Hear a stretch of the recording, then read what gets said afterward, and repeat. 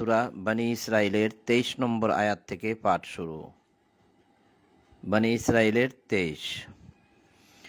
আল্লাহ বলছেন, ওয়াকাদা রাব্বুকা আল্লা তা'বুদু ইল্লা ইয়্যাহু ওয়া বিল ওয়ালিদাইনি ইহসানা ইম্মা ইয়াবলুগান্না ইনদাকাল কিবারা আহাদুহুমা আও কিলাহুমা ফালা তাকুল লাহুমা উফফিন ওয়া লা তানহারহুমা ওয়া কুল লাহুমা কওলান কারীমা।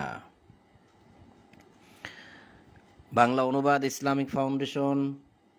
আল্লাহ বলছেন, তোমার প্রতিপালক আদেশ দিয়েছেন তিনি ব্যতীত অন্য কাহারও ইবাদত না করিতে, পিতামাতার প্রতি সদ্য ব্যবহার করিতে, তাহাদের একজন অথবা উভয়ে তোমার জীবদ্দশায় বার্ধক্যে উপনীত হইলে তাহাদেরকে উফ শব্দ বলিও না এবং তাহাদেরকে ধমক দিও না, তাহাদের সঙ্গে সম্মানসূচক কথা বলিও।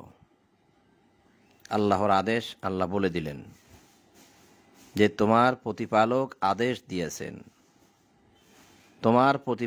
আদেশ দিয়েছেন যে তিনি ব্যতীত অন্য কাহারও ইবাদত না করিতে।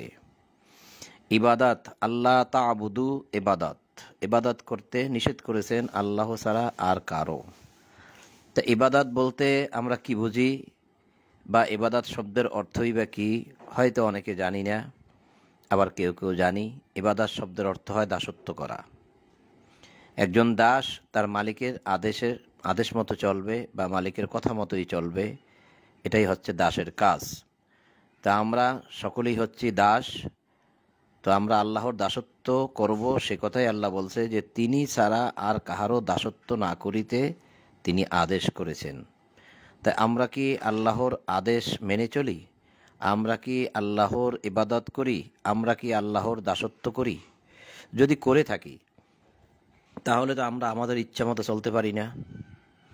যদি আমরা আমাদের প্রতিপালকের দাসত্ব করি তাহলে তো আমরা অন্য কারো আইন মানতে পারি না, অন্য কারো বিধান মানতে পারি না, অন্য কারো হুকুম মানতে পারি না। কিন্তু সমাজে দেখা যায় যে আমাদের এই ধর্মের মধ্যে, দিনের মধ্যে যে নিয়ম নীতি তৈরি করে দেওয়া হয়েছে, সেই নিয়ম নীতি দ্বারাই আমরা আল্লাহর ইবাদত করি, যে নিয়ম নীতিগুলো আল্লাহর দেওয়া নয়। যদি আমরা বিচক্ষণ হই, বিবেচনা করি, চিন্তা ভাবনা করি, গবেষণা করি, তালাশ করি, খোঁজ করি, তাহলে এগুলাই বের হবে যে আমরা যে ইবাদত করি সেই ইবাদতগুলো আসলে মূলত পুরোপুরিভাবে আল্লাহর ইবাদত হয় না। কারণ আমরা অন্যের দেখানো ইবাদত করি। আমাদেরকে যেভাবে শিখিয়ে দেওয়া হয়েছে, আমাদেরকে যা বলে দেওয়া হয়েছে, আমরা ঠিক সেটাই করি। তাহলে এটা আল্লাহর কাছে কতটুকু গ্রহণযোগ্য সেটাই চিন্তার বিষয়, ভাবার বিষয়।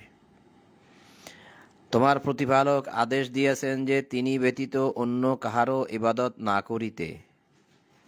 তাহলে তিনি ব্যতীত অন্যের ইবাদত যদি আমরা নাই করি, তাহলে তিনি অর্থাৎ আমাদের প্রতিপালক যে ইবাদতের নিয়ম নীতি বলে দিয়েছেন তা কোথায় বলে দিয়েছেন?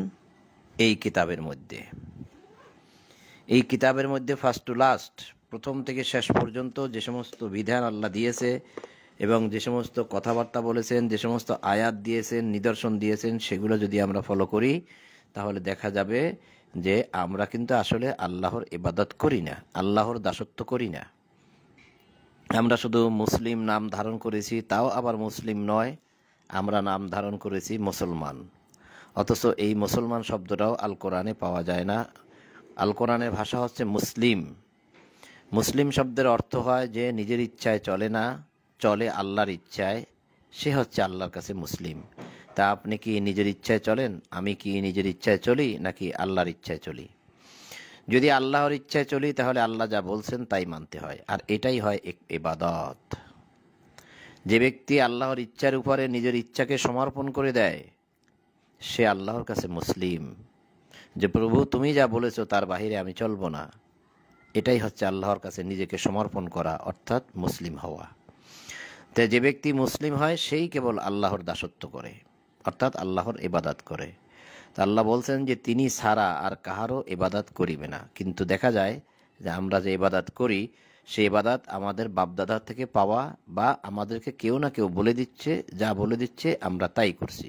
কিন্তু আমরা কখনো যাচাই বাছাই করার চেষ্টাও করলাম না, চিন্তাও করলাম না যে আমাদের ইবাদতগুলো সঠিকভাবে হচ্ছে কি হচ্ছে না। যদি বা সঠিকভাবে না হয় তাহলে তো বিচার দিবসে আমরা আটকা পড়ে যাব, বিচার দিবসে আমরা ধরা পড়ে যাব। আল্লাহ বলছেন এই কোরআন সম্বন্ধে সকলকে প্রশ্ন করা হবে। 43 নম্বর সূরা যুকরুফের 44 নম্বর আয়াতে আল্লাহ বলছে এই কোরআন সম্পর্কে পৃথিবীর সকলকে প্রশ্ন করা হবে। তা যদি প্রশ্নই করেন আল্লাহ, তখন আপনি আমি কোথায় যাব? কি বলবো তখন? যে তোমরা কি কোরআন পড়েছিলে? তখন আপনি কি বলবেন? আমি কি বলবো? আমি না হয় কোনো মতে কিছু একটা বলে দিলাম যে হ্যাঁ আমার রব, আমি তো পড়েছিলাম, প্রতিদিনই কিছু না কিছু তো পড়েছিলাম। যারা পড়েনি তারা কি বলবে? তাও আমারটা আল্লাহ গ্রহণ করেছেন কিনা, কবুল করবেন কিনা তা কিন্তু আমি নিজেও জানি না, তবে কিছু পড়ি আর কি।